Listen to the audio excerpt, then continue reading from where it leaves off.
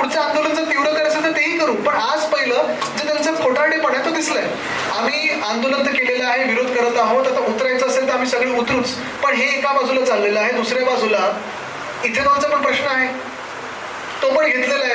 काय झालंय की एकंदर आता आपण पाहतोय की देश आता सगळीकडे आपण पाहतोय एक वेगळी जागरूकता आलेली आहे आणि लोक देखील स्वतःहून पुढे येत आहेत. आणि मी हेच सांगतोय की हे सगळं आता आपण सगळ्यांनी देशवासी म्हणून, भारतीय म्हणून सगळ्यांनी उतरलं पाहिजे आणि सरकारला जाब विचारणं गरजेचं आहे, नाहीतर पूर्ण हे शांत करून टाक. मला वाटतं सरकारला अल्टिमेटम हा आता देशाने दिलेला आहे, पण मुख्य गोष्ट हीच आहे की अल्टिमेटम देण्यापेक्षा किंवा कुठेही काही बोलण्यापेक्षा पहिली गोष्ट म्हणजे ही परिस्थिती सरकारला दाखवलेली आहे. कारण मुख्यमंत्र्यांना वाटते की सगळं काही चांगलं आहे. आज मी मुख्यमंत्र्यांना विनंती करत आहे, त्यांना आमंत्रण देत आहे की तुम्ही आणि मी दोघेही डागडुजी व्हायच्या आधी परत एकदा उद्या परवाकडे पाहिजे तर त्यांना वेळ असेल तर मी त्यांच्यासोबत परत येईन इथे आणि एकदा चालूया सोबत, बघूया चालून. इथे येऊ की अंबडला जाऊ की नाशिकमध्ये फिरू, पुण्यात फिरू, हिंजवडीत फिरू, कुठे फिरू. बघा कसं असतं की त्यांना अडचणी आणण्यासाठी यांच्याकडे 100 वेगळे वेगळे पर्याय आहेत, उपाय आहेत, सगळं काही आहे. आणि म्हणून मी सांगतोय की डिक्रिमिनलायझेशन इंडस्ट्रीचं पण होणं गरजेचं आहे. Compliance, ease of compliance committee मी आणि देसाई साहेब उद्योग मंत्री होते, मी पर्यावरण मंत्री होतो, आम्ही ही सुरू केली होती. आणि त्यानंतर 3-4 महिन्यात आमचं सरकार पडलं होतं. तेव्हापासून आत्तापर्यंत ईज ऑफ कम्प्लायन्समध्ये ही समिती पुढे बसलीच नाही. आणि उद्योजकांना अडचणीत आणायचं असेल तर कुठच्या मुद्द्यावर आणायचं हे सरकार त्याच्यातच विचार करतं. आम्ही हा विचार करत होतो की जर आपल्या महाराष्ट्रामध्ये रोजगार निर्मिती वाढवायची असेल तर आपल्याला रोजगार निर्मितीसाठी ते साधनं देणं गरजेचं आहे, तो स्कोप देणं गरजेचं आहे. ते ह्या ईज ऑफ कम्प्लायन्समधून होतं. त्यांनी आता जे सांगितलं की गुप्त ठेवण्याचं, पण एक निश्चित आहे. जसं मी सांगितलं ना की ईज ऑफ कम्प्लायन्स, डिक्रिमिनलायझेशन हा खूप मोठा विषय आहे, त्याचा आम्ही कमिटी रिपोर्ट पण केला होता. पण महत्त्वाची गोष्ट हीच आहे की आज जी आपण परिस्थिती पाहतोय, मुंबई गोवा महामार्ग तर आहेच, म्हणजे येणं जाणं तर कठीण आहेच, पण आज आल्या स्वागताला एक खड्डा मोठा होता, तो तुम्ही पाहिला, मीही पाहिला.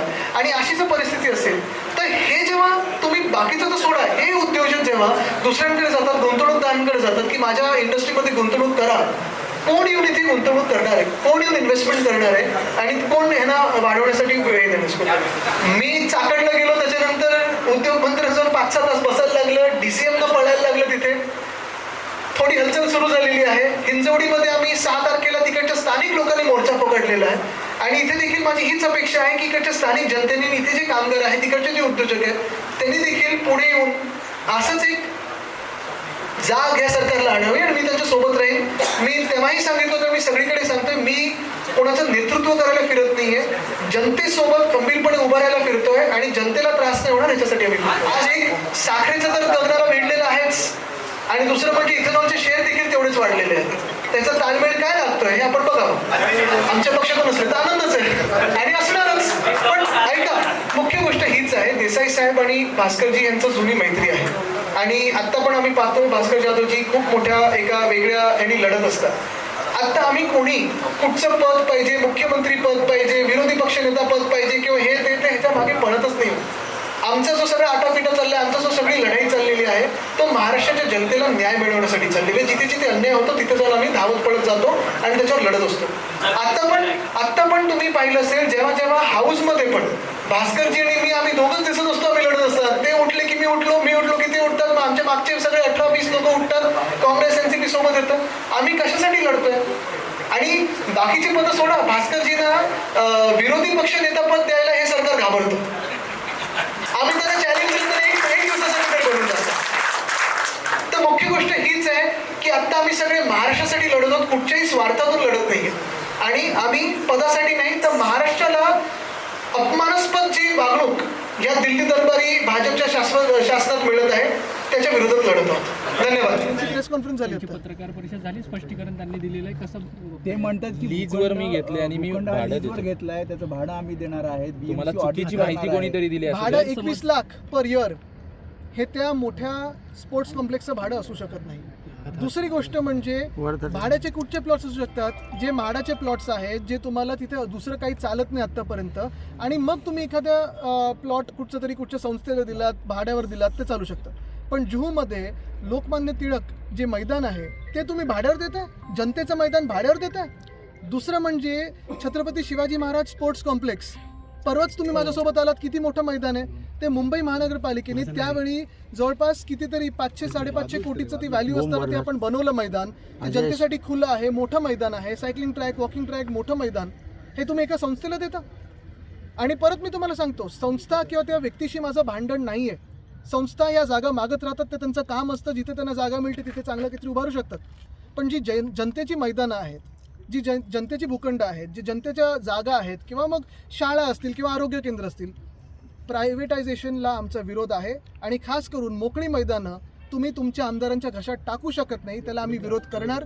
आणि जर आत्ता मुख्यमंत्र्यांनी ते पूर्ण जो प्रस्ताव आहे तो मागे घेतला नाही तर जूह, अंधेरी, मुलुंडला पण जो पेट्रोल पंप च्या नावाखाली ढापायला निघालेत, सगळीकडे आम्ही तीव्र आंदोलनं करू आणि तिथेच लायसन बसू. चालू झालंय तर सरकार वाचवणं त्यांचं फर्स्ट एड जास्ती जाते. आणि एकत्र सगळे बसायला लागले तर एक चांगली गोष्ट आहे. पण त्याच्यात पण किती टक्के काय मिळणार म्हणजे महामंडळ, बाकीचं मी बोलत नाहीये. ह्या टक्केवरच चर्चा झाली, कामांवर कुठे चर्चा झाली. तुम्ही म्हणताय की या महाराष्ट्रामध्ये सर्वात जास्त खराब रस्ते आहेत, मात्र प्रमुख नेत्यांना त्यांचे पदाधिकारी किंवा नेते इन्फ्रामॅन म्हणून वेगवेगळ्या वारंवार बोलताना पाहायला मिळतात. इन्फ्रामॅन अशी उल्लेख करतात शिंदेचा, फडणवीसांचा. काय आहे की सगळे ॲलिस इन वंडरलँड, मी परत सांगतो, फडणवीस साहेब ॲलिस इन वंडरलँड झालेले. इन्फ्रामॅन असेल तर तुम्ही कॉमिकच्या सेक्शनमध्ये ते पुस्तक ठेवू शकाल, हास्य जत्रेवर ते पुस्तक आणू शकाल आणि त्याचं वाचन करू शकाल. पण ही आपण जिथे उभं आहोत, चिखलात उभं आहोत, ठीक आहे, कन्स्ट्रक्शन चालू असताना चिखल असतो, पण रॅम्प तुम्ही बनवला ना कॉन्क्रीटचा, तो तसाच झाला ना. नवीन हायवेवर जो हायवे आत्ता बनतोय, आत्ता आपण पाहिलं जो पूल होता 10-12 दिवसापूर्वी ज्याचं उद्घाटन झालं, तो बाजूनी आल्यानंतर पाहतोय भिंत ती फुगायला लागलेली. हां, ते बाजूनी झालं. वरती एक तडा गेला म्हणून तो पूलच आता 10 दिवसात बंद केला. आणि NHAचं स्वतःचं ऑडिट सांगतं की आता हा पूल तेवढा काही मजबूत नाही आहे. मग जनतेचे पैसे, जनतेचा वेळ, रस्ता बनवण्यात सगळा जो वापरला तुम्ही, तो वाया घालवला. त्या कॉन्ट्रॅक्टरला काय दंड होणार आहे? मंत्र्यांना काय दंड होणार आहे? तिकडच्या अधिकाऱ्यांना काय दंड होणार आहे? मंत्री भाषणं द्यायला मोकळे असतात, पण जे काम चालतं ते आपण पाहतो. आत्ता आपण येताना एक रस्ता पाहिला, आपण आज दौरा आहे म्हणून खडी टाकली होती, सकाळपर्यंत खडी पण निघून गेली. तुम्ही त्यांचं पत्र बघितलं, त्यांनी त्या पत्र लिहिलंय की मुख्यमंत्र्यांच्या आशीर्वादामुळे मिळालेलं आहे. का मुख्यमंत्र्यांचा स्पेशल आशीर्वाद अशा काही लोकांवर आहे, दुसऱ्या लोकांवर का नाही आहे?